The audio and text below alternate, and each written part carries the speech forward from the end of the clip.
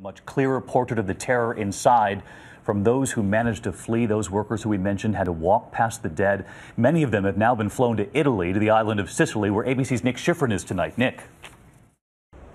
David, good evening. U.S. officials tell us about a dozen survivors are recuperating at the U.S. naval base here in Sicily. They are just beginning to come to terms with all the trauma they've suffered.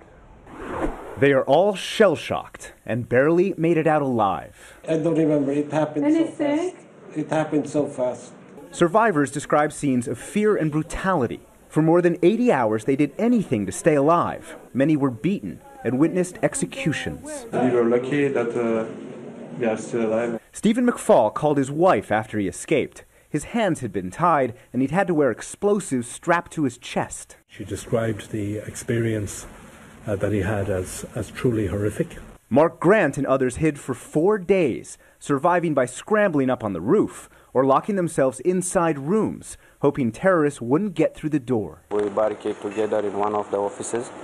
We lock the door, we put the desk on the door. And for those who survived, there is relief. Many are on their way home, desperate to return to their families. The guys who picked us up, the rescue guys who've been in Aminus, were wonderful. They were like long-lost friends. But they are the fortunate.